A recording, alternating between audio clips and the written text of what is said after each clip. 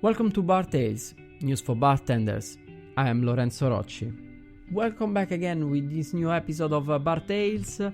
I want to start right away with news about products with the spirit business. Let's start with some soft drinks.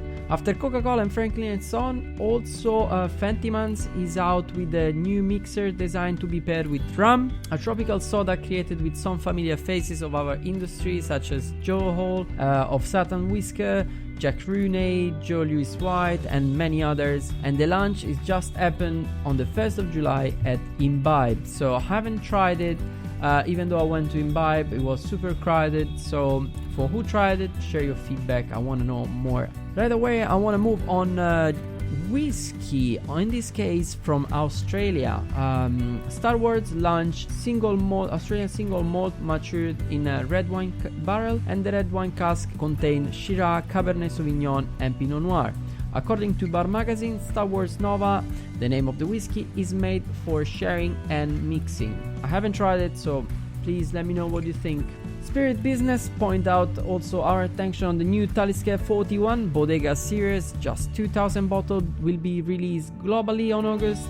Sherry cask finish, and will explore the world of sherry in collaboration with Delgado Zuleda. Craig Wilson, master of malt of Talisker, chose 6 casks that previously held the Bodega's flagship La Goya, a Manzanilla sherry aged in cask for more than a century old. 50.7 ABV for a price of around £3,000. Moving forward, Lyre's is debuting in UK with their long range of non-alcoholic spirit. At the moment they have a range of 13 non-alcoholic spirit. They vary from gin to vermouth, absinthe, triple sec and many more.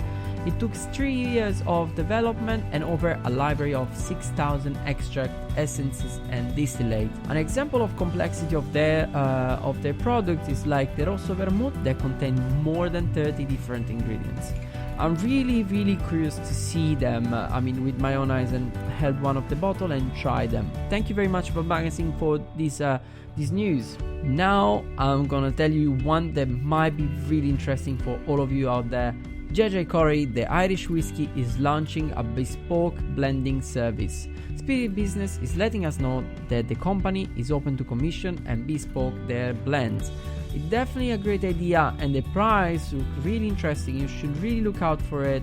And remember also the J.J. Corey, it was also the first Irish whiskey finished in tequila and mezcal cask. So guys, I think it's a really good opportunity, to be honest. Stay always on Spirit Business. The Speyside Malt Glenallachie release wood finish range. The new limited edition includes finishing in port, rye and sherry cask, 8, 10 and 12 years old.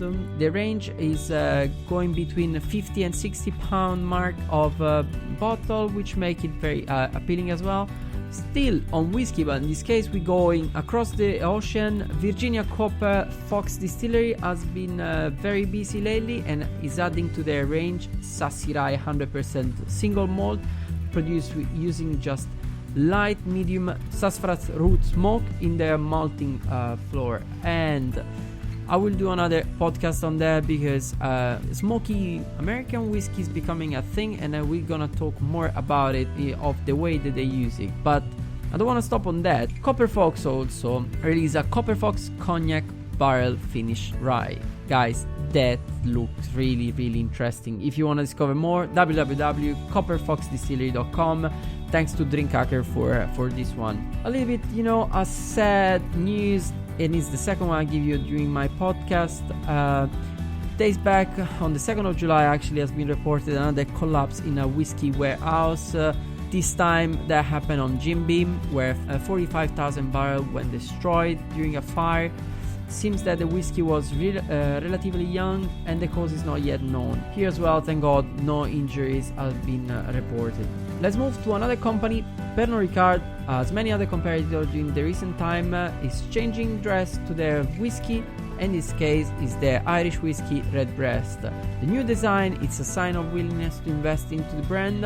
And guys, if you haven't seen the bottle, go and have a look online. They really look very sexy, and the change will come during this year. Today I want to add a couple of news about wine. The first one is Vevlico nominated the new cellar master Didier Mariotti that will join the company next August, working with the outgoing winemaker Dominique de Marville. The transition will be completed by January 2020. This was from Spirit Business. Now instead, still on wine, from Decanter this time. This year seems a very hard one for the vineyard in Santorini. The first 3 months of the year, imagine that it rained almost twice what happened generally during an entire year. This affected for sure a lot of vineyard and the famous style bush called Colora. Let's hope that the nature will win, and this year the yield or taste will be even greater, but we will see. In case you haven't tried any wine from Santorini, definitely I feel to recommend few of them. They are absolutely delicious. Closing with this last news on wine, the Bordeaux boutique producer of Liber Pater is about to release 550 bottles of their 2015 vintage. Why is so shocking this news?